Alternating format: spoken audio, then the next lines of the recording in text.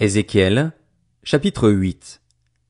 La 6e année, le 5e jour du 6e mois, alors que j'étais assis dans ma maison et que les anciens de Juda étaient assis devant moi, la main du Seigneur, de l'Éternel, est tombée sur moi. J'ai regardé et j'ai vu apparaître une forme qui avait l'aspect du feu. Depuis ce qui semblait être ses hanches jusqu'en bas, c'était du feu, et depuis ce qui semblait être ses hanches jusqu'en haut, c'était resplendissant, une sorte d'éclat étincelant.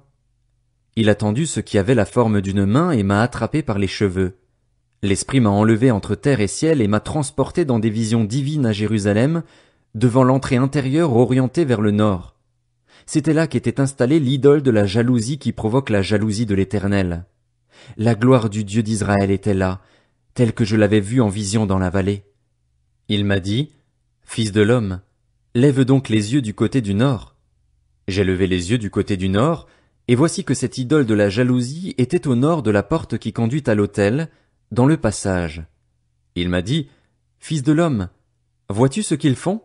Vois-tu à quelle pratique abominable s'adonne ici la communauté d'Israël pour que je m'éloigne de mon sanctuaire?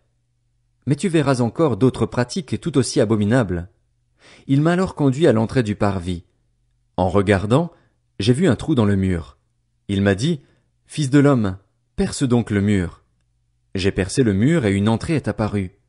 Alors il m'a dit, « Entre et vois à quelle pratique abominable et funeste il s'adonne ici. » Je suis entré et, en regardant, j'ai vu qu'il y avait toutes sortes de représentations de reptiles et de bêtes monstrueuses, ainsi que toutes les idoles de la communauté d'Israël, peintes sur le mur tout autour. Il y avait 70 hommes, des anciens de la communauté d'Israël, qui se tenaient debout devant ces idoles. Jaazania, le fils de Shaphan, était au milieu d'eux. Chacun avait un encensoir à la main, et l'odeur provenant du nuage d'encens se diffusait. Il m'a dit, « Fils de l'homme, vois-tu ce que les anciens de la communauté d'Israël font en secret, chacun dans sa chambre pleine d'images sacrées? De fait, ils se disent, « L'Éternel ne nous voit pas, l'Éternel a abandonné le pays. » Il m'a dit, « Tu verras encore d'autres pratiques tout aussi abominables auxquelles ils s'adonnent. » Puis il m'a conduit devant l'entrée du temple de l'Éternel, du côté nord. Il y avait là des femmes assises, en train de pleurer Tammuz. Il m'a dit, « As-tu vu, fils de l'homme? Tu verras encore d'autres pratiques abominables plus grandes que celles-là. » Puis il m'a conduit dans le parvis intérieur de la maison de l'Éternel. Et voici qu'à l'entrée du temple de l'Éternel, entre le portique et l'autel, il y avait environ 25 hommes qui tournaient le dos au temple de l'Éternel et regardaient vers l'est. Ils se prosternaient en direction de l'est, devant le soleil. Il m'a dit, « As-tu vu, fils de l'homme? N'est-ce pas suffisant pour la communauté de Juda de s'adonner aux pratiques abominables auxquelles elle s'est livrée ici? Faut-il encore qu'ils remplissent le pays de violence et ne cessent pas de m'irriter? Les voici qui approchent le rameau de leur nez. Moi aussi, j'agirai avec fureur. Mon regard sera sans pitié et je n'aurai aucune compassion. Quand ils crieront à pleine voix vers moi, je ne les écouterai pas. » Ézéchiel, chapitre 9. Puis je l'ai entendu crier d'une voix forte. « Approchez-vous, vous qui devez intervenir contre la ville. Que chacun ait son arme de destruction à la main. » 6 hommes sont arrivés par l'entrée supérieure, du côté nord. Chacun avait son arme meurtrière à la main. Il y avait au milieu d'eux un homme habillé de lin, qui portait du matériel de scribe à la ceinture. Ils sont venus se placer près de l'autel de bronze. Alors la gloire du Dieu d'Israël s'est élevée au-dessus du chérubin sur lequel elle était et s'est dirigée vers le seuil du temple. Puis l'Éternel a appelé l'homme habillé de lin, celui qui portait du matériel de scribe à la ceinture, et lui a dit, « Passe au milieu de la ville, au milieu de Jérusalem, et fais une marque sur le front des hommes qui gémissent et se lamentent à cause de toutes les horreurs qui s'y commettent. » Ensuite, je l'ai entendu dire aux autres, « Passez après lui dans la ville et frappez. Que votre regard soit sans pitié, n'ayez aucune compassion. Tuez les vieillards, les jeunes hommes et les jeunes filles, les enfants et les femmes jusqu'à l'extermination, mais n'approchez pas de tous ceux qui ont la marque sur eux. Commencez par mon sanctuaire. » Ils ont donc commencé par les anciens qui étaient devant le temple. Il leur a dit, « Rendez le temple impur et remplissez de victimes les 2 parvis attenants.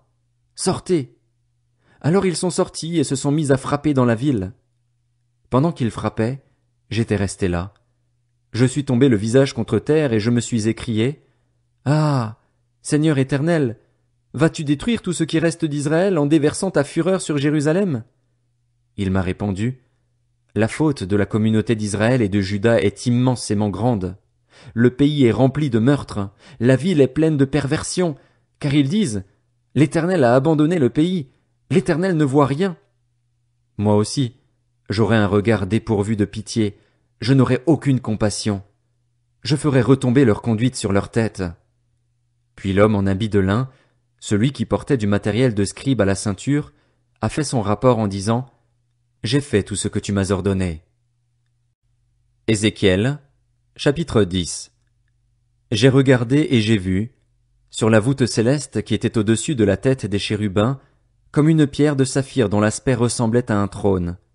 C'était ce qui se voyait au-dessus d'eux. L'Éternel a dit à l'homme habillé de lin, va à l'intérieur du tourbillon, sous les chérubins. Remplis tes mains de charbons ardents que tu prendras entre les chérubins et disperse-les sur la ville. Il y est allé sous mes yeux. Les chérubins se tenaient sur la droite du temple quand l'homme y est entré, et la nuée remplissait le parvis intérieur. La gloire de l'Éternel s'est élevée au-dessus du chérubin et s'est dirigée vers le seuil du temple.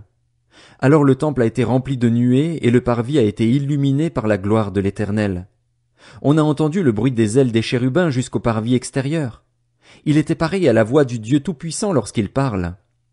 Lorsque l'homme habillé de lin a reçu cet ordre, prends du feu à l'intérieur du tourbillon, entre les chérubins, il est allé se placer près d'une roue. Alors un chérubin a tendu la main entre les autres chérubins pour atteindre le feu situé entre les chérubins. Il en a retiré des braises et les a mises dans les mains de l'homme habillé de lin. Celui-ci les a prises, puis il est sorti. On voyait aux chérubins, sous leurs ailes, une forme de main humaine. J'ai regardé et j'ai vu 4 roues près des chérubins, une près de chaque chérubin. Les roues avaient, dans leur aspect, un éclat pareil à celui d'une pierre de chrysolite. Toutes les 4 avaient le même aspect. Chacune paraissait être au milieu d'une autre roue. Dans leur déplacement, elles pouvaient suivre les 4 directions prises par les chérubins, et elles se déplaçaient sans dévier. Elles allaient du côté où se tournait la tête, sans dévier dans leur déplacement. Tout le corps des chérubins, y compris leur dos, leurs mains et leurs ailes, était couvert d'yeux tout autour, ainsi que, pour eux 4, les roues. J'ai entendu qu'on appelait ces roues tourbillons. Chacun avait 4 visages. La première face était une face de chérubin, la deuxième une face d'homme, la troisième une face de lion et la 4e une face d'aigle. Puis les chérubins se sont élevés. C'étaient les êtres vivants que j'avais vus près du fleuve Kébar.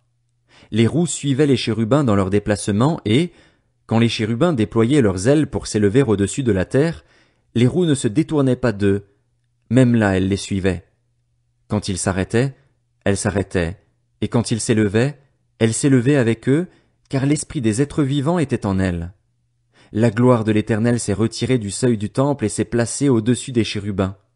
Les chérubins ont déployé leurs ailes et se sont élevés de terre sous mes yeux quand ils sont sortis, accompagnés des roues. Ils se sont arrêtés devant l'entrée de la maison de l'Éternel, côté est, et la gloire du Dieu d'Israël était au-dessus d'eux, tout en haut. C'étaient les êtres vivants que j'avais vus sous le Dieu d'Israël, près du fleuve Kébar, et j'ai reconnu que c'étaient des chérubins. Chacun avait 4 faces et 4 ailes, et il y avait quelque chose qui ressemblait à des mains humaines sous leurs ailes. Leurs visages ressemblaient à ceux que j'avais vus près du fleuve Kébar. C'était le même aspect. C'étaient eux. Chacun allait droit devant lui.